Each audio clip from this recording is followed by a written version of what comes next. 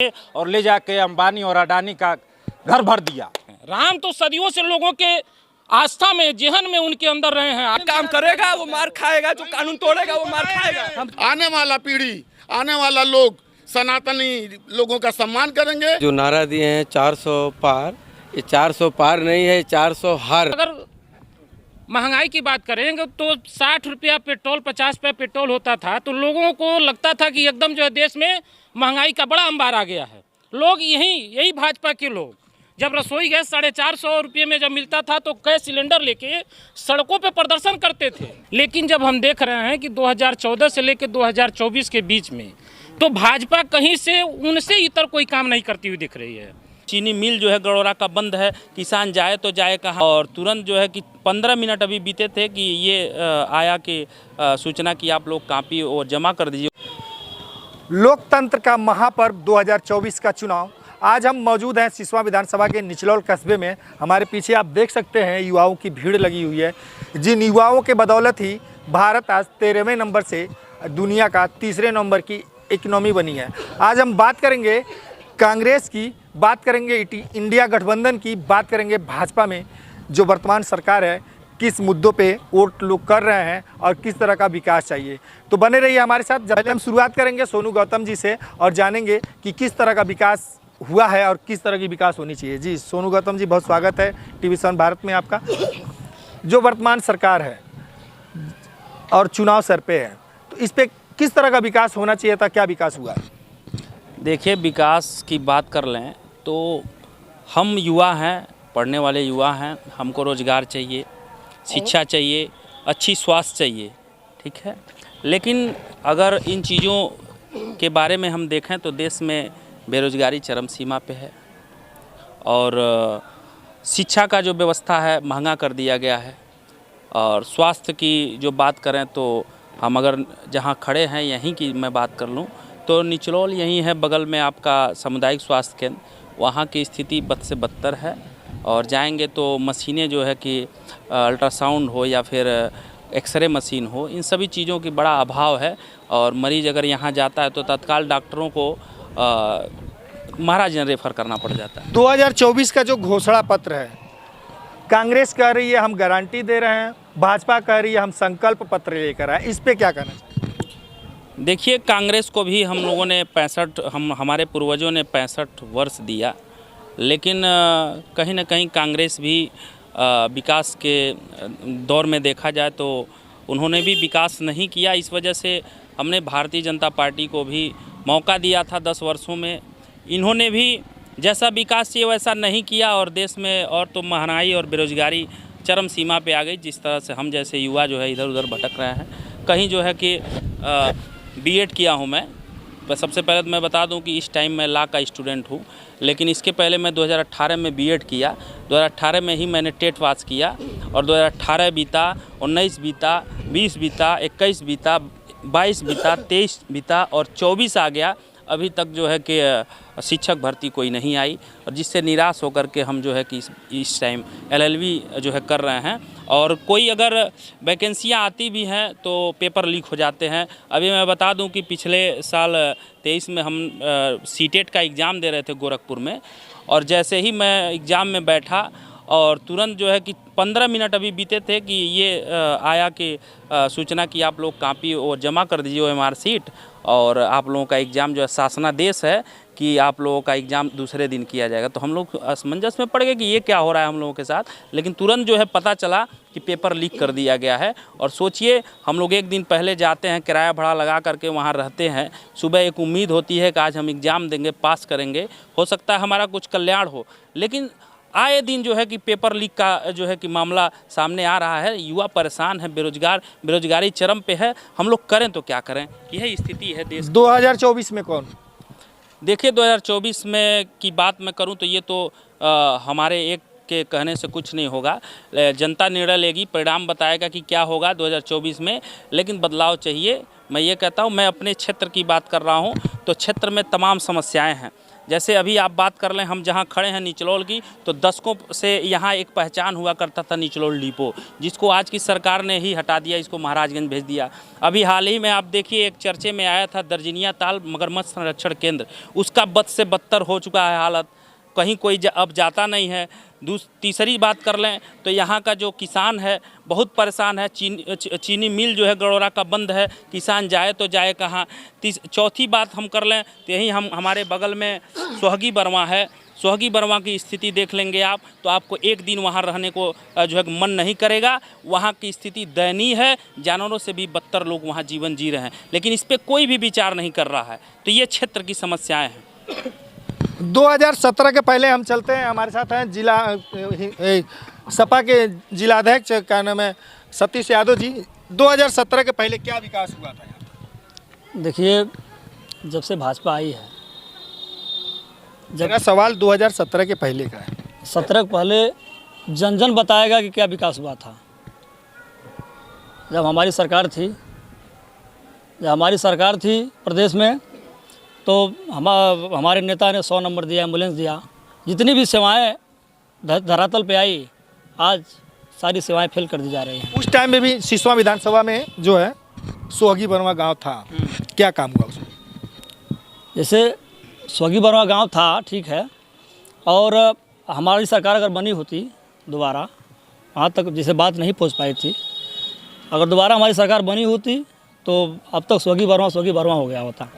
आज जिन्हें दोबारा मौका मिला, लगातार कई बार ये लोग रहे, सोहगी बरवा भी अब पहले अलायंस में है, कांग्रेस के अलायंस में है, गारंटी, रोजगार गारंटी, क्या क्या गारंटी दावे कर रहे हैं, गारंटी पे कितना खरा उतरे? देखिए, इंडिया गठबंधन अगर सरकार में आती है तो किसान, नौजवान, व्यापारी सबके हितों की और सबका विकास होगा। किसान परेशान हैं, नौजवान परेशान हैं और आम जनमानस परेशान है इस सरकार से। और इंडिया अलायंस की सरकार बनती है तो निश्चित रूप से किसानों, नौजवानों, व्यापारियों सबका साथ दिया जाएगा और सबके साथ इंडिया गठबंधन के कार्यकर्ता, नेता चलने का काम करेंगे। इंडिया अलायंस इस मजबूती से बनी है कि इस बार, जब पहले सपा अकेले लड़ती थी, इस बार उनको मजबूती मिला है। इंडिया अलायंस अगर सरकार आ जाती है तो निश्चित रूप से देश का विकास होगा। हमारे साथ महेश गुप्ता जी भी हैं, ये नगर अध्यक्ष का चुनाव भी लड़ चुके हैं निचलौल से। हम इनसे जानते हैं क्या मुद्दा है, आप भी अलायंस में हैं जी। देखिए, आज की जो परिस्थितियां बनी हैं, जिसमें 2014 के बाद जिस तरह से लोगों ने एक मोदी के नाम पे और भाजपा को विश्वास मत देके एक बहुमत की सरकार लोगों ने बनाया, इसलिए बनाया कि तमाम इन पिछले सरकारों के कार्यकालों में जो भ्रष्टाचार था उसके बरखिलाफ भाजपा को बड़ी बहुमत मिली। लेकिन जब हम देख रहे हैं कि 2014 से लेकर 2024 के बीच में तो भाजपा कहीं से उनसे इतर कोई काम नहीं करती हुई दिख रही है। देश के अंदर आज भी उसी तरह से सबकी हालत पतली है। आप देखिएगा महंगाई, उस समय अगर महंगाई की बात करेंगे तो 60 रुपया पेट्रोल, 50 रुपया पेट्रोल होता था तो लोगों को लगता था कि एकदम जो है देश में महंगाई का बड़ा अंबार आ गया है। लोग यही भाजपा के लोग जब रसोई गैस 450 रुपये में जब मिलता था तो गैस सिलेंडर लेके सड़कों पे प्रदर्शन करते थे। आज हालात ये है कि देश के अंदर हम 1100-1200 रुपये में सिलेंडर खरीद रहे हैं। देश के अंदर हालात ये है कि हम 100 रुपया पेट्रोल खरीद रहे हैं और ये लोग कह रहे हैं कि देश के अंदर बड़ी खुशहाली आ गई है, ये अमृत महोत्सव मना रहे हैं, ये अच्छे दिन का पूरी बात कर रहे हैं। ये सब ढकोसला है और ये इनके सांसद ये कहते फिर रहे हैं कि इस बार अगर हम तीसरी बार आते हैं तो भारत के संविधान में बड़ा बदलाव करने जा रहे हैं। ये हम सबको जानना चाहिए। इसीलिए जो इंडिया अलायंस बना है इसी रूप में बना है कि देश के अंदर संविधान पे जो खतरा मंडरा रहा है, जो मनुवादी विचारधारा के लोग हैं वो लोग संसद के सामने संविधान को जलाने का काम करने वाले लोगों को संरक्षण देने वाले लोग हैं। इसलिए भारत के अंदर ये परिस्थितियां बनी हैं कि देश के अंदर जितनी भी पार्टियां भाजपा के खिलाफ जन आंदोलन में रही हैं, समाजवादी आंदोलन में रही हैं, पूरी तरह से इस बार इस आंदोलन में भाजपा को हराने के लिए एक ताकत के बल पे इंडिया अलायंस के साथ खड़े होकर देश के अंदर संविधान और लोकतंत्र और फांसीवाद के खिलाफ लड़ने के लिए मजबूती के साथ एकताबद्ध हुई हैं। विकास के मुद्दे पे बात कीजिए, विकास किस तरह का विकास अब चाहिए, किस तरह का विकास आप करने वाले हैं? देखिए, विकास तो हम उसी बात को लेकर आए कि देश के अंदर ये जो एक बात नारा दिया गया था कि हर सवाल का जवाब मोदी, लेकिन आज ये सवाल खड़ा हो रहा है तो मोदी इस सवाल से क्यों भग रहे हैं? अभी हम बात करें तो देश प्रदेश के अंदर जो विकास का बड़ा ये ढोंग पीटने वाले लोग हैं, यहाँ पे न महिला सुरक्षा है, न नौजवानों की कोई बात करने वाले लोग हैं। एक बात खाली देश के अंदर ले जाई जा रही है कि हम राम मंदिर बना दिए हैं। तो हम कह रहे हैं कि राम आज तो नहीं आए हैं, राम तो सदियों से लोगों के आस्था में, जेहन में उनके अंदर रहे हैं। आज राम की कोई परिकल्पना करके देश के अंदर एक सांप्रदायिक माहौल बनाने की जो कोशिश की जा रही है, ये एक गलत विचारधारा के साथ देश के अंदर बंटवारे की कोशिश की जा रही है, जिसको ये इंडिया अलायंस कतई बर्दाश्त नहीं करेगा। और इस बात के लिए कह रहा है कि अगर हम इंडिया अलायंस देश के अंदर सरकार बनाएगी तो नौजवानों के लिए 3 करोड़ रोजगार, 3 लाख सरकारी नौकरी तुरंत तत्काल भर्ती किया जाएगा और प्रत्येक गरीब महिलाओं को, प्रत्येक परिवार महिलाओं को 1 लाख रुपया सलीना दिया जाएगा। और नौजवानों के लिए अच्छी व्यवस्था, जो पेपर लीक लगातार निरंतर हो रहे हैं उत्तर प्रदेश के अंदर। आप देखिएगा कि जब से योगी की रिजीम आई है, हर साल नौजवान जब भी पेपर देने जाता है तो पेपर में ये उम्मीद करके जाता है कि आज हम पास होकर लौटेंगे, आज पेपर अच्छा दे के आएंगे, लेकिन जैसे ही घर आता है पेपर लीक। अशोक वर्मा जी हैं, जानते हैं व्यापारी कितने सुरक्षित है? या व्यापार मंडल के अध्यक्ष है जी, पूर्व अध्यक्ष है, जानते हैं जी। मेरा कहना यह है, आरोप प्रत्यारोप तो लगते रहते हैं, शासन आती हैं जाती हैं। 10 साल की शासन हुई है, 10 साल के शासन के कार्यकाल को देखा जाए तो आज़ादी के बाद जो काम आज मोदी सरकार ने किया वो किसी ने किया ही नहीं था। आरोप प्रत्यारोप लगाने वाले लगाते रहे। राम मंदिर का मुद्दा था, भाजपा ने नहीं बनवाया, कोर्ट का आदेश हुआ, बन गया। सनातन का वर्चस्व समाप्त हो रहा था, देश के अंदर सनातन का अस्तित्व खत्म हो रहा था। ईदगाह कब्रगाह बनाए जा रहे थे, मंदिर की तरफ किसी का ध्यान नहीं था। विकास हो रहा था कहाँ? केवल कब्रगाह और ईदगाह की विकास हो रही थी, न कि सड़क की विकास हो रहा था, न कि अस्पताल का विकास हो रहा था, न सरकार के मंशा के में बैठे हुए परिवारवाद का वर्चस्व केवल रहता था। आज उस परिवार का वर्चस्व समाप्त हुआ है, देश स्वच्छ है, हर महिलाओं की सुरक्षित व्यवस्था है, व्यापारी सुरक्षित है। आज हमारे उत्तर प्रदेश में बाहर के व्यापारी आ करके स्वच्छ व्यवसाय कर रहे हैं और रात को 12 बजे महिलाएं खुलेआम निकल रही हैं। यही पूर्व सरकार की देन था कि 6 बजे के बाद कोई औरतें सड़क पर निकल नहीं पा रही थी। गुंडे बदमाश पीछा करते थे, लेकिन आज गुंडे बदमाश या तो धराशायी हैं या तो जय श्री राम हो गया है। आज देश में पूरी माहौल राम राज्य है। और यदि आप गलत काम करेंगे, गलत आपको भुगतना पड़ेगा। यदि ईमानदारी से काम करेंगे, देश के विकास में आप सहयोग करेंगे तो देश के विकास होगा। हर लोग खुशी से सुख चैन के साथ रहेंगे। आने वाला पीढ़ी, आने वाला लोग सनातनी लोगों का सम्मान करेंगे। कुछ दिनों के पहले कहना नहीं चाहिए, 91 के दशक में मैं ही व्यक्ति हूँ, एक सीओ था मुसलमान, वो हमको नमक के ठेकी से मारते मारते थाने में ले जाके बंद किया। यहाँ के नगर के सारे व्यापारियों ने हमको, हमारे बंदी के उपलक्ष्य में पूरे नगर की दुकानें बंद कर दी गई। हमको सीओ एसडीएम ने जमानत किया। एक मुसलमान सीओ होने के नाते हमको लाठियों से मारते थाने में ले जाकर बंद किया। हमको वो दिन खत्म हो जाएगा।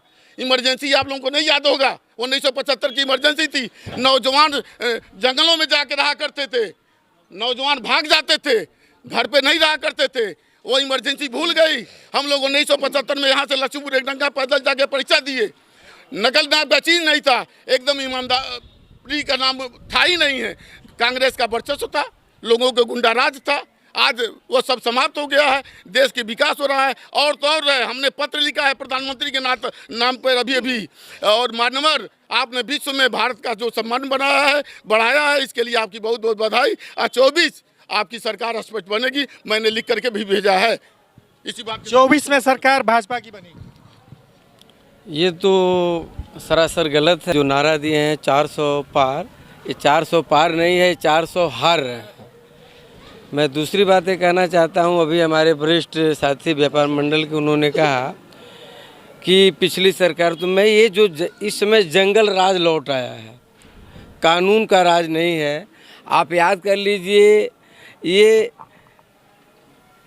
मोदी सरकार में ही होगा कि गुजरात के बलात्कारियों को क्या कहा गया? देशभक्त संस्कारी। ये भाजपा के बलात्कारी जो बलात्कार करते हैं किसी महिला के साथ, तो वो संस्कारी होते हैं। अब मुझे समझ में नहीं आता है, बहुत उम्र दराज है, हमसे बहुत ज़्यादा सीनियर हैं, तो जो बलात्कारियों को संस्कारी बता रहा है और जब वो छूट के आ रहे हैं तो उनको जो उनके माथे पर टीका और चंदन लगाया जा रहा है, तो मुझे बड़ा तरस आता है ऐसे व्यक्तियों पर जो बलात्कारियों को संस्कारी बता रहे हैं। दूसरी बात मैं कह रहा हूँ कि आज हिंदुस्तान में जो समता में विश्वास करते हैं, लोकतंत्र में विश्वास करते हैं, यानी जो भी हिंदुस्तान को खूबसूरत देखना चाहते हैं, जो कृषि की बात करते हैं, मजदूरी की बात करते हैं, पढ़ाई की बात करते हैं, सिंचाई की बात करते हैं, दवाई की बात करते हैं, वो सारे लोग एक जगह हो गए हैं। एम्स ये कह रहे हैं ना कि जब हिंदुस्तान आज़ाद हुआ था कुछ कमी कमजोरी रही, लेकिन जब हिंदुस्तान आज़ाद हुआ तो हिंदुस्तान में सुई नहीं बनता था और हिंदुस्तान में जेट बनने लगा। ये जो है नवरत्न बनाए गए, भेल बना, सेल बना, खेल बना, रेल बना, ये किसने बनाया? ये भाजपाइयों ने बनाया था। और मैं तो कहता हूँ जो भारतीय जनता पार्टी है, इसको अपना नाम भारतीय जनता पार्टी से बदल करके बड़का झूठा पार्टी कर लेना चाहिए। ये इनके जितना झूठ कोई नहीं बोल सकता है। और मैं बता दूँ, एबे गोयल था, हिटलर का प्रचार मंत्री था, वो कहता था कि हम किसी झूठ को इतना करीने से बताएंगे, इतना सजा धजा के बताएंगे, 100 बार नहीं 1000 बार बोलेंगे कि जो है सांप को जो है रस्सी को सांप बना देंगे। तो ये भारतीय जनता पार्टी जो अमृत की बात कर रहे हैं, रस्सी को सांप, 2 मिनट, इनका जो अमृत है, जो रस्सी को सांप बनाने वाले हैं, 16 लाख करोड़ रुपया एनडीए की सरकार ने, मोदी की सरकार ने अडानी का, अंबानी का माफ़ कर दिया। और वहीं पर इस देश में एक घटने में 2 किसान जो है कर्जा न चुका पाने के चलते हत्या कर रहे हैं। अभी हमारे नौजवान साथी ने पेपर लीक की बात किया, रोजगार की बात किया। मैं कहना चाहता हूँ, ये जो बड़का झूठा पार्टी है, जो हिटलर से अपना जो हिटलर को आदर्श मानती है, इसका लोकतंत्र में विश्वास नहीं है। और इनके नागपुर कार्यालय में 2007 के पहले तिरंगा झंडा नहीं था। ये देश का गद्दार है। आज़ादी की लड़ाई में एक भी संगी जो है शहीद नहीं हुआ है। ये नागपुर में जो इनका केंद्रीय कार्यालय है, वहाँ पर तिरंगा झंडा नहीं था।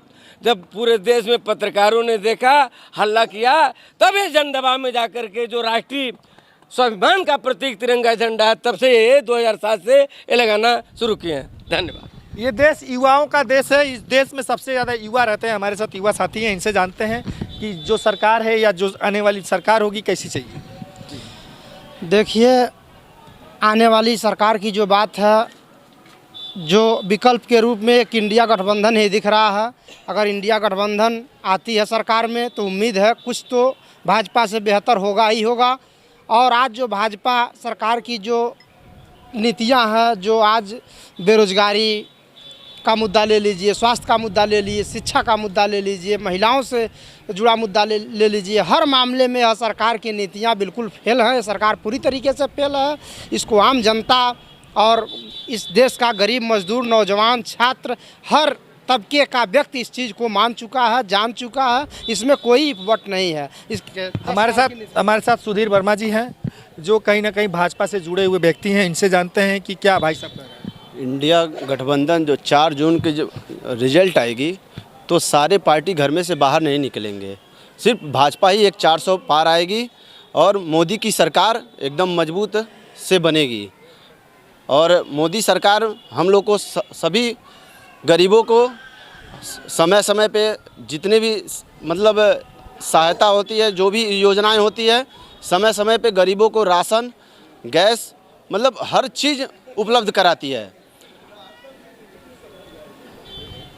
महंगाई पे बात करते हैं। हमारे साथ सुखदेव जी हैं, क्या कहना चाहेंगे? जी सर, कोरोना काल के बाद तो महंगाई पूरे वर्ल्ड में है। कहीं भी कोई भी देश इससे अछूता नहीं है। सामने आप देख लीजिए, श्रीलंका इकोनॉमिकल स्तर पे वो बहुत पीछे चला गया, माइनस में चला गया। लेकिन भारत की अर्थव्यवस्था लगातार ऊपर जा रही है। डेमोक्रेसी है, हर पार्टी अपना मान लीजिए विरोध तो करेंगे ही, लेकिन जो व्यवस्था ये गवर्नमेंट दी है हम लोगों को, जो सुरक्षा दी है, वो आज से पूर्व कभी हम लोगों को महसूस नहीं हुआ। आज बच्चियाँ बात सुन लीजिए, आप हमारे बात बोलिएगा, पहले बोल लेने दीजिए। बलात्कार चिल्ला रहे हैं। पश्चिमी बंगाल में क्या हुआ था, वहाँ का मंत्री रेपिस्ट था, पूरे गांव को बलात्कार किया। अब वही ममता सरकार बचा रही है। कार्रवाई उसको निकाल दिया गया, ब्रिजभूषण शरण सिंह को निकाल दिया गया मंत्रालय से, और उनके ऊपर केस चल रहा है। दूसरी चीज़ ये है कि जो दूसरे उस पर आरोप लगा उनको भी हटा दिया गया पद से। अब मामला तो कोर्ट में चल रहा है, कोर्ट देखेगी। ठीक है, एक युवा साथी कुछ कह रहे थे जी। इन्होंने जैसे बताया, चाचा ने बताया कि यहाँ पे सब सरकार की हर एक चीज़ व्यवस्था, मतलब क्या राशन मिलती है, गैस सिलेंडर मिलती है। तो ये बताइए, गरीबों को राशन दे के, हम युवा है, हमारी राशन से हमारी जीवन चल सकती है? रोजगार ना मिले, नौकरियाँ ना मिले। कोई सरकार दिया था क्या? राशन मिल रही थी, एक मिनट, राशन मिल रही थी, एक मिनट, राशन मिल रही थी, बस ये एक मिनट आप बोले। जो 46% जनता जिस पे विश्वास कर रही है, वो इतनी मूर्ख नहीं है कि वो वोट दे रही है। चुनाव आते ही लोग खुश हैं, आज खुश हैं। मैं सिर्फ ये वर्मा जी जो पूर्व व्यापार मंडल अध्यक्ष हैं, उनकी महिला सुरक्षा पर उन्होंने बात की। उन्होंने इमरजेंसी की बात की। इमरजेंसी पे हमारे राष्ट्रीय अध्यक्ष राहुल गांधी ने साफ साफ कहा कि हमसे वो गलती हुई थी, हम वो गलती मानते हैं। उन्होंने तीसरी बात कही कि एक मुसलमान सीओ था, इनको मार के ले गया वहां तक। इनको कष्ट है, वो मुसलमान थे, इनको कैसे मार दिया? 2 मिनट सर। जो मार खाने के लायक काम करेगा वो मार खाएगा, जो कानून तोड़ेगा वो मार खाएगा। हम चलते हैं हमारे साथ। इनको कष्ट ये है कि अगर कोई मुसलमान सीओ बनता है, अगर कोई मुसलमान सीओ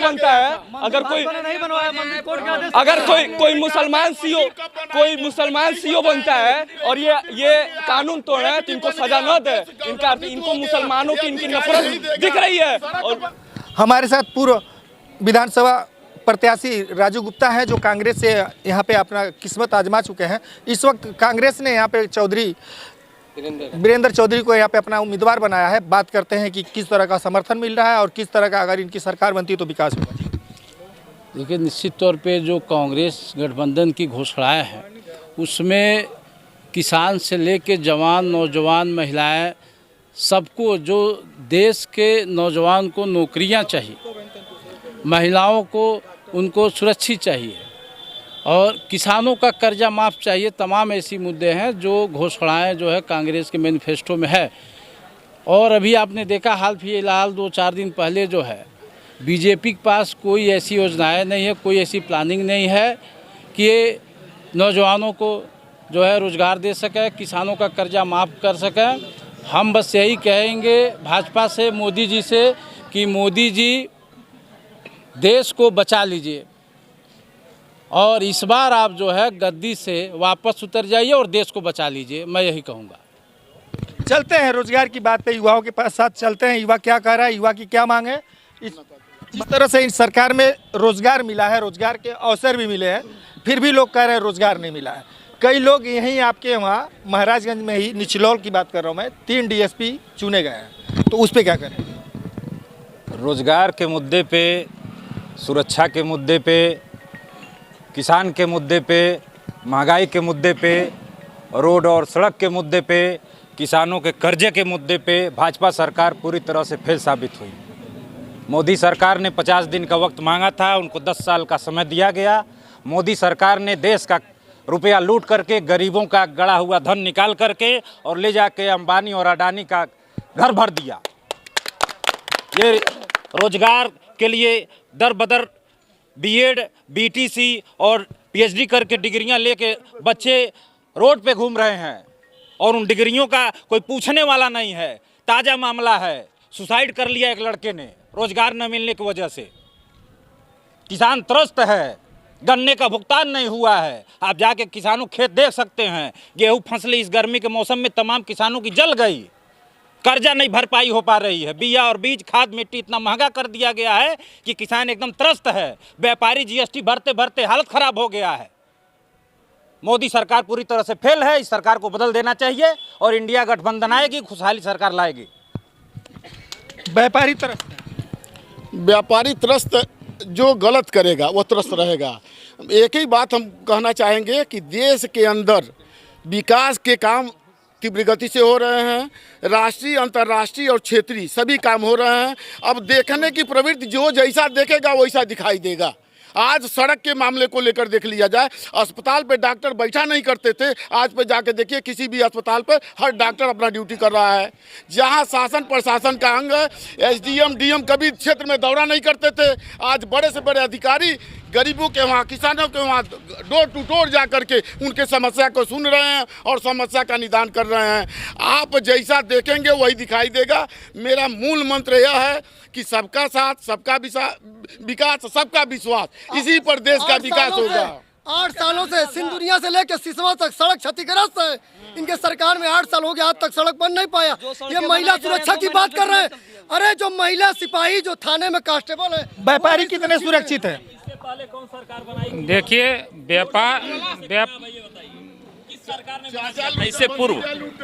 इससे पूर्व वो सड़क किसी सरकार ने नहीं बनाया, ये बीजेपी ने बनाया। अब इसके बाद से आप बताइए, आज हमारे व्यापारी सुरक्षित हैं, हम जीएसटी दे रहे हैं लेकिन खुश हैं। इसलिए खुश हैं कि हमको सुरक्षा दिया गया है। आज हम सुरक्षित हैं, आज हम सुरक्षित हैं। हमारी बेटियां, हमारी लड़की पढ़ती है इलाहाबाद। आज से पहले जो भी सरकार आती थी, अब अपने बच्चियों को भेजने के लिए आदमी डरता था। आज वो अकेले बस से जाती है, आती है निर्भीक, कोई डर नहीं है। हम व्यापारी हैं, व्यापारी खुश हैं। आज व्यापारियों के मुद्दे पर देखिए, हम लोग जीएसटी देते हैं, बहुत संतुष्ट हैं हम लोग। चोरी भी नहीं करते, चोरी करते तो डर लगता है, क्योंकि उससे काम हो रहा है, उससे हमारा काम हो रहा है, हमारी दुकानदारी की आय बढ़ रही है। एक ट्रांजैक्शन भी हम लोग का बढ़ा हुआ है। पहले हम लोग बैंकों में जाते थे तो 2-2, 3-3 घंटे बैंक में जाते थे पैसा निकालने। आज क्या हुआ है, ट्रांजैक्शन जो नेटवर्किंग वाला जो सुविधा हो गई है, नेट बैंकिंग, उससे लोगों को एकदम मतलब अच्छी सुविधा मिल गई है लोगों को। तो आज कह रही है बलात्कार के मुद्दे पे, एक समय था कि मुलायम सिंह जी कहे थे कि बच्चे हैं गलती हो जाती है। आज वही पार्टी के नेता बलात्कार के नाम पे इतना चिल्ला रहे हैं, वो दिखाई नहीं दे रहा है। इनकी बेटी मेरी बहन है, वो हमेशा सुरक्षित रहे। लेकिन जो देश की पहलवान, वो भी देश की बेटी है, उनके साथ जो हुआ उसकी जवाबदेही किसकी है? उसकी जवाबदेही किसकी है? केस चल रहा है सर, उस पर केस चल रहा है, उसमें गवर्नमेंट का कोई हाथ नहीं है। उनके ऊपर केस चल रहा है, उनको बर्खास्त कर दिया गया है। ब्रिजभूषण आज बर्खास्त है, ब्रिजभूषण आज बर्खास्त है, उनके ऊपर केस चल रहा है। आज की हालत ये है। मुलायम के जमाने में इनकी जानकारी में